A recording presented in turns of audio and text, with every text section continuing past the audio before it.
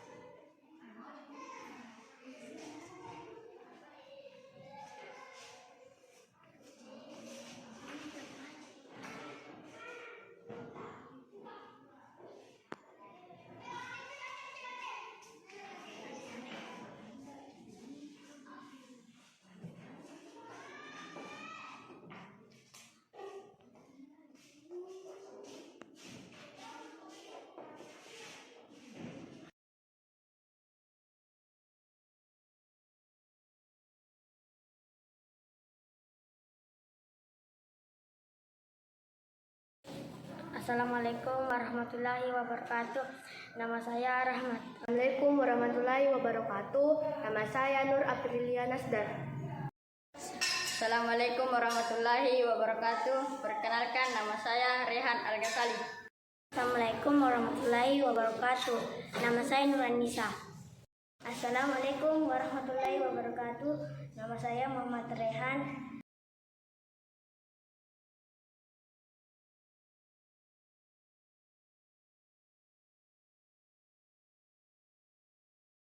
Saya sangat senang. Saya sangat bahagia. Sangat bersemangat.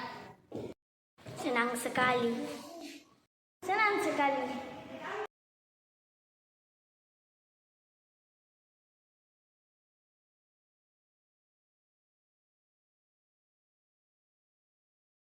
Sangat penting. Sangat penting. Sangat penting.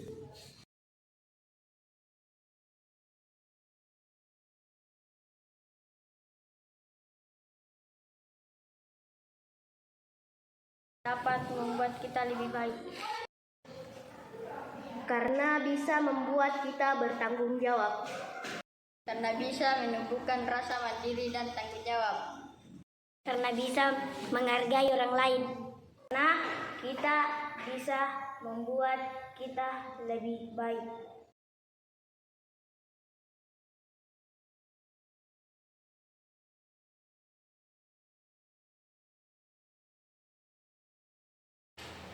Assalamualaikum warahmatullahi wabarakatuh. Waalaikumsalam warahmatullahi wabarakatuh.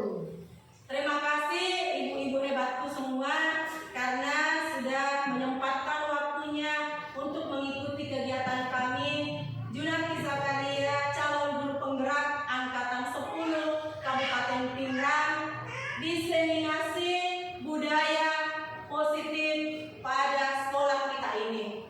Jadi di sini saya akan menyebarkan pemahaman dan penerapan budaya positif di sekolah. Tetapi sebelum kita masuk ke dalam materi yang akan saya paparkan, alangkah baiknya karena sebagai guru seperti yang kita lakukan di kelas masing-masing, maka kita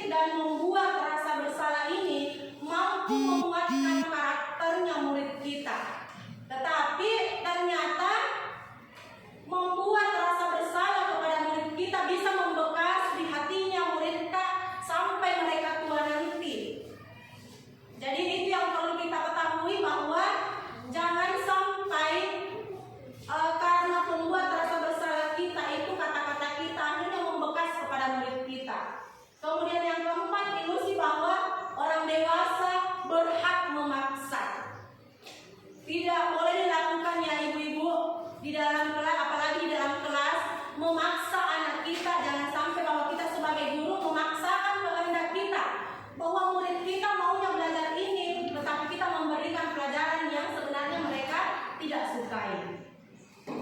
Nah, bagaimana mengubah paradigma stimulus respon ke pendekatan teori kontrol?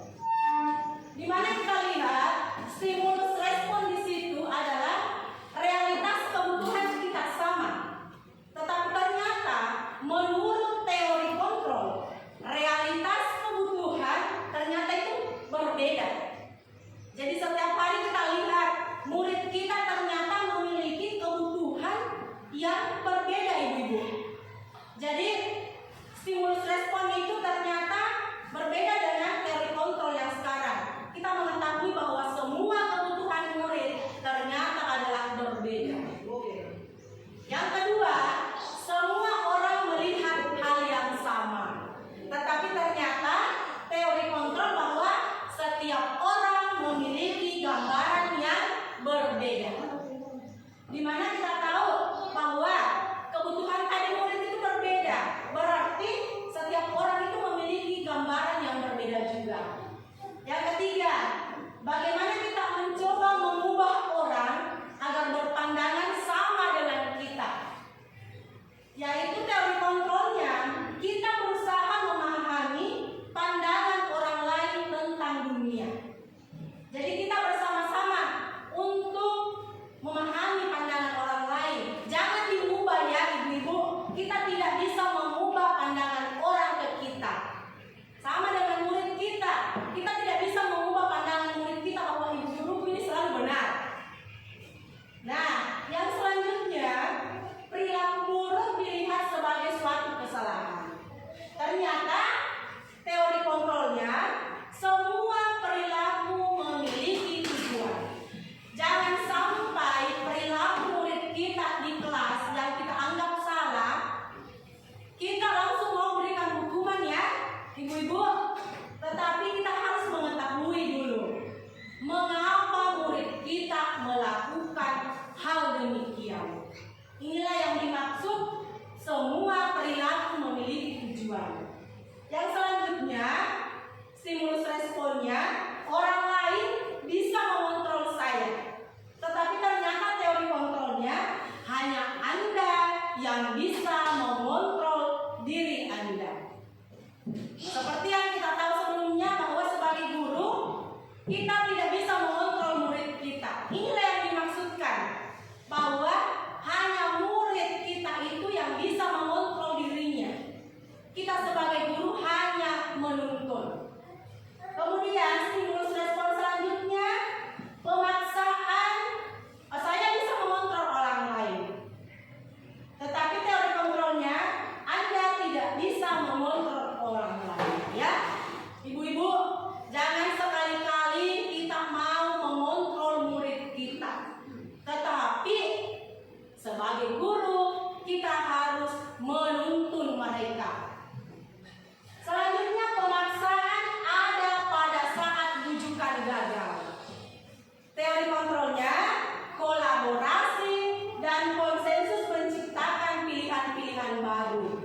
Bagaimana kita bekerja sama ketika usaha kita gagal? Jangan sekali-kali kita memaksa, tetapi bagaimana kita bekerja sama, berkolaborasi agar bisa menghasilkan pilihan-pilihan baru yang lebih baik. Kemudian model berpikir menang atau kalah. Ternyata teori kontrolnya bagaimana berpikir kita itu menang dan menang. Nah, selanjutnya disiplin positif. Inilah yang paling penting kita terapkan ya ibu-ibu.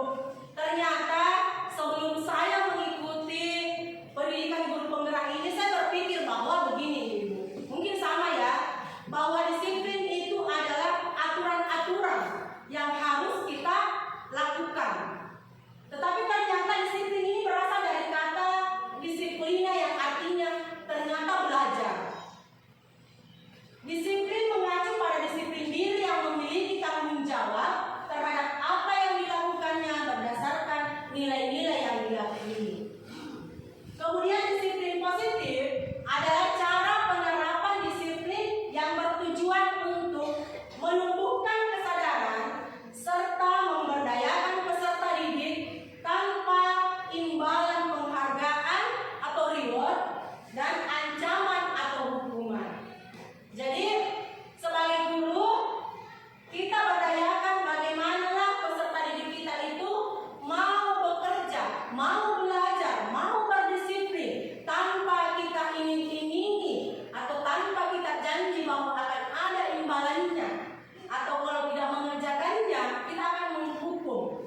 Jadi marilah kita memulai membiasakannya Ibu.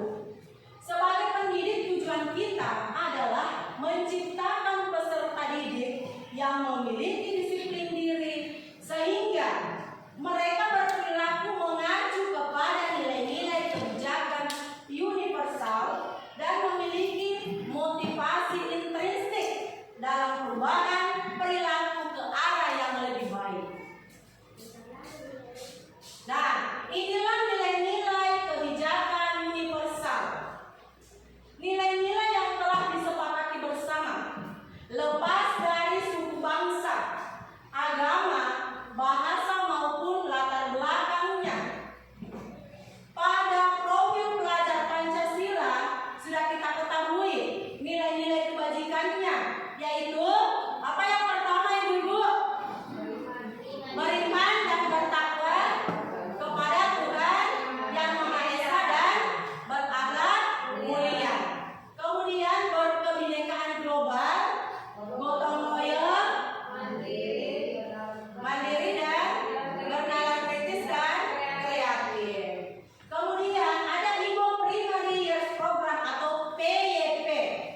Toleransi, rasa hormat, integritas, mandiri, menghargai, antusias, empati, keingintahuan kita, kreativitas kita, kerjasama kita, percaya diri, dan yang pasti adalah komitmen. Kemudian ada keterampilan hidup atau life skill ya Ibu-ibu. Dapat dipercaya bahwa lurus hati, pendengar yang aktif, tidak mendengar merendahkan orang lain, dan memberikan yang terbaik untuk diri kita sendiri. Jadi itulah keterampilan hidup. Nah, selanjutnya kita akan mempelajari atau mengetahui tentang kebutuhan dasar manusia. Ibu-ibu juga semuanya yang namanya manusia, kita harus tahu apa saja sebenarnya kebutuhan dasar kita, yaitu segala sesuatu yang kita lakukan untuk mendapatkan apa yang kita inginkan. Seluruh tindakan yang kita lakukan memiliki tujuan tertentu, dan semua usaha terbaik yang kita lakukan adalah dalam rangka agar kebutuhan dasar kita terpenuhi dengan baik. Jadi kebutuhan kita itu bagaimana, apa yang kita lakukan agar keinginan kita itu tercapai. Itulah kebutuhannya. Nah, di sini kita lihat ada 5 kebutuhan dasar manusia. Yang pertama, bertahan hidup. Ada makanan, pakaian, tempat tinggal, keamanan, dan kesehatan. Semuanya itu termasuk ke dalam bertahan hidup. Begini Ibu-ibu, biasa kita rasakan ya di dalam kelas, murid kita ketika pembelajaran kita di kelas, ada anak-anak yang atau murid kita yang makan pada saat jam pelajaran. Sebagai guru, kita tidak boleh langsung memberikan hukuman atau menegur anak itu di depan teman-temannya. Maka kita harus mengetahui dulu, ternyata ini muridku melakukan makan dalam pelajaran itu karena apa? Salah satunya itu karena mereka kadang lapar atau lupa sarapan di rumahnya. Nah, inilah kebutuhan dasar yang murid kita perlukan, yaitu makanan. Mereka lupa sarapan sehingga makan di dalam kelas. Yang kedua, kasih sayang dan rasa diterima. Di mana rasa diterima, dipedulikan, berbagi, kerjasama, menjadi bagian dalam kelompok. Di dalam kelas, ketika berdiskusi dalam kelompoknya, murid-murid kita, misalnya dalam satu kelompok 5 orang ya, ada satu murid kita yang ternyata tidak aktif. Teman-temannya lapor bahwa si A tidak aktif dalam kelompok. Sebagai guru, kita tidak boleh langsung memberikan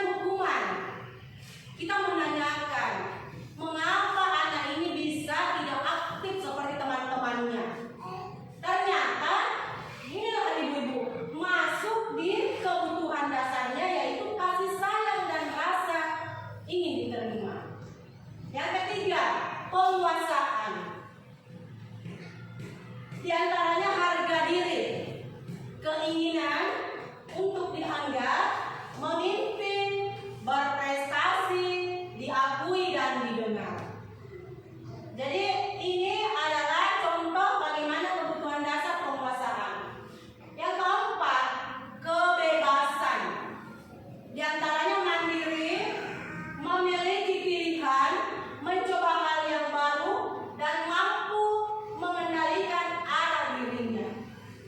Jadi kadang anak-anak di dalam kelas itu ibu-ibu mengganggu temannya yang ketika belajar.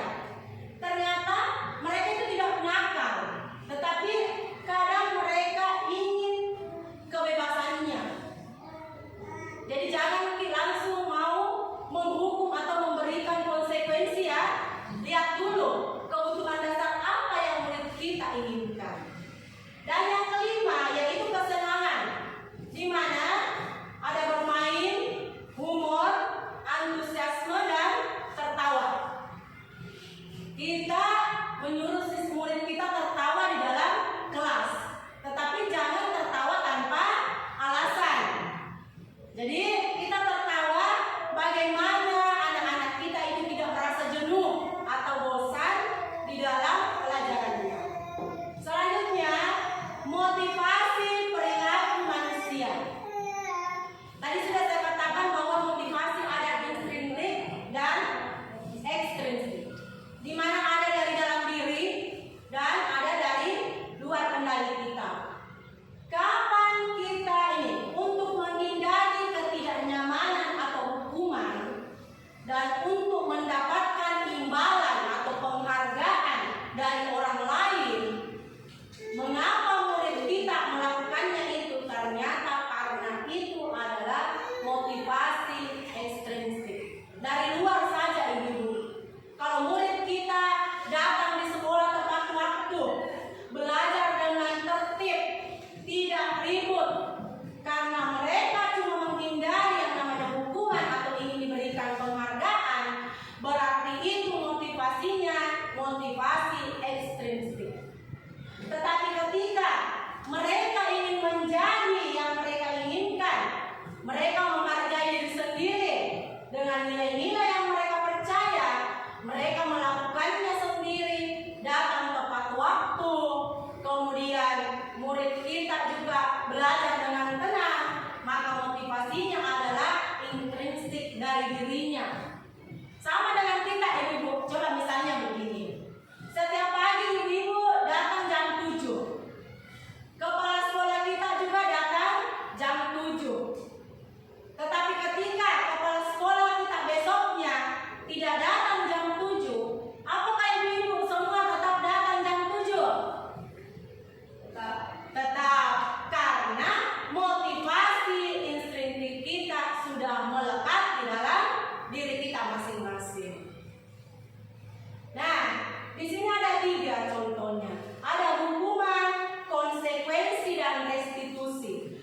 Dalam penyelesaian masalah yang kita lakukan di kelas, di sekolah ibu-ibu, ketika murid kita bermasalah, selalu kita mengutamakan yang namanya hukuman. Ya, betul sekali. Jadi saya juga sebelum mengikuti pendidikan guru penggerak ini ibu-ibu, pasti ketika melakukan yang saya anggap muridku melakukan kesalahan, pasti hukumannya duluan. Tidak terencana atau tiba-tiba. Murid tidak tahu apa yang akan terjadi atau tidak dilibatkan. Kemudian bersifat satu arah dan berupa hukuman fisik atau psikis. Ibu-ibu semua atau bahkan saya ketika memberi hukuman, biasanya kita tanyakan murid, tak mau hukuman apa nak? Tentu tidak ya ibu-ibu. Jadi inilah yang dimaksud tidak direncanakan, kemudian murid tidak dilibatkan, bersifat satu arah karena cuma gurunya yang menentukan hukumannya, kemudian hukuman tak, kadang berupa fisik disuruh lari, disuruh jongkok, bahkan ada yang hukumannya secara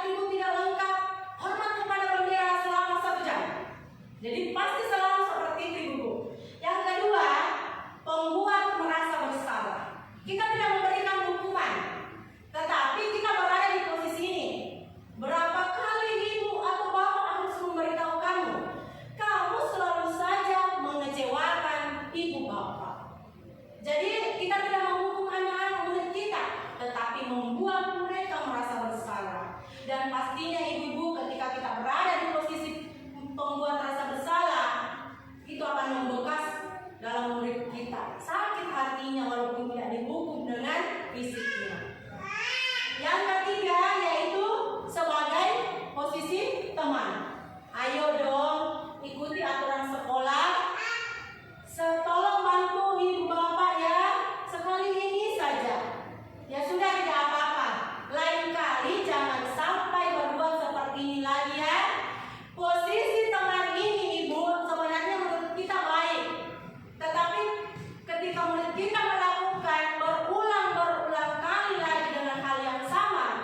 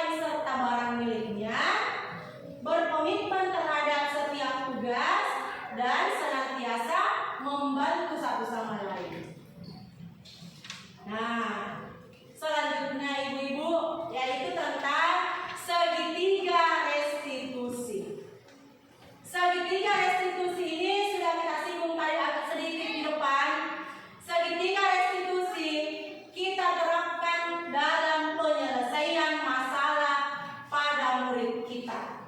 Di mana segitiga restitusi ini adalah suatu proses dialog yang dijalankan oleh guru agar dapat menghasilkan murid yang mandiri dan bertanggung jawab. Seperti tadi 5 posisi kontrolnya ya Ibu. Kalau kita menjalankan segitiga restitusi ini, kita akan mengetahui posisi kita. Nah, ada 3 tahapan pada segitiga restitusi. Yang pertama, menstabilkan identitas. Jadi kita tahu dulu mengapa murid kita melakukan kesalahan itu. Kemudian validasi tindakan yang salah. Kita memberikan kesempatan kepada murid kita, apakah tindakannya itu sudah benar atau sesuai keyakinannya yang sudah dibuat. Dan yang ketiga, menanyakan keyakinan yang sudah mereka sepakati di dalam kelas. Oke, next. Nah, ini yang pertama. Berdasarkan prinsip membuat kesalahan adalah bagian dari proses pembelajaran. Menstabilkan identitas. Kata-kata yang cocok kita gunakan ibu-ibu ketika kita menggunakan segitiga restitusi. Yang pertama, berbuat salah itu wajar. Nah. Kemudian yang kedua, tidak ada manusia yang sempurna. Ibu, bapak juga pernah melakukan kesalahan. Ibu atau bapak tidak mau mencari kesalahan siapa yang salah, tetapi ibu atau bapak ingin mencari solusi permasalahan ini. Dan yang terakhir, kamu berhak merasa begitu. Jadi kata-kata itulah yang kita gunakan ibu-ibu untuk menstabilkan identitas ketika kita menyelesaikan masalah murid kita menggunakan segitiga restitusi. Yang kedua, validasi tindakan yang salah. Berdasarkan prinsip setiap perilaku berupaya memenuhi suatu kebutuhannya tertentu. Nah, coba kita lihat pernyataannya ibu. Pertanyaannya, kamu pasti punya alasan melakukan hal itu. Jadi kita validasi dulu tindakannya murid kita yang salah. Pasti memiliki alasan. Kemudian yang kedua, padahal kamu bisa melakukan yang lebih buruk dari ini ya. Kemudian kamu patut bangga karena telah melindungi sesuatu yang penting menurutmu. Yang terakhir, kamu melakukannya karena mempertahankan sesuatu yang penting bagimu. Jadi ini kata-kata yang kita gunakan ibu ketika kita menggunakan segitiga restitusi pada validasi tindakan yang salah. Nah, yang terakhir menanyakan keyakinan, yaitu berdasarkan prinsip teori kontrol bahwa pada dasarnya kita termotivasi secara instinktif, di mana murid kita ini akan melakukan dan sesuatu karena memang sesuai dengan nilai yang diyakini dalam dirinya. Apakah keyakinan kelas kita? Nilai-nilai apa yang kita sepakati bersama? Seperti apa gambaran sebuah kelas yang ideal menurutmu? Kamu ingin menjadi orang yang seperti apa, nak? Ya, itu menanyakan keyakinan. Nah, sebelum kita selesaikan materinya, ibu-ibu, apakah ada pertanyaan tentang materi yang sudah saya bahas mulai dari awal tadi? Silakan kita bisa berbagi di sini untuk lebih memperjelas dan menebalkan lagi pemahaman kita tentang budaya positif yang ada di sekolah kita. Saya persilakan. Oke, ya silakan ibu. Terima kasih. Ini sudah bisa. Terima kasih atas kesempatan yang diberikan kepada Ibu. Yang saya ingin tanyakan di sini yaitu masalah segitiga restitusi. Apakah setiap permasalahan kelas selalu dilakukan? Apakah selalu solusinya segitiga restitusi? Terima kasih. Assalamualaikum. Waalaikumsalam warahmatullahi wabarakatuh. Jadi pertanyaannya ibu bahwa apakah setiap permasalahan yang terjadi dalam kelas kita diselesaikan dengan menggunakan segitiga restitusi? Seperti yang kita tahu ya ibu, apalagi kita di SD, ketika permasalahan murid kita sudah berulang dengan kesalahan itu, tentu kita tidak mesti melakukan yang namanya segitiga restitusi.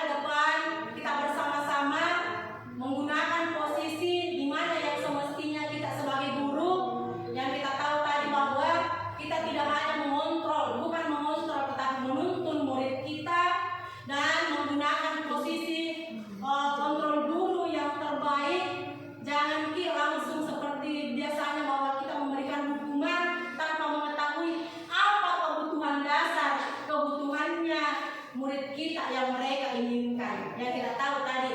Dan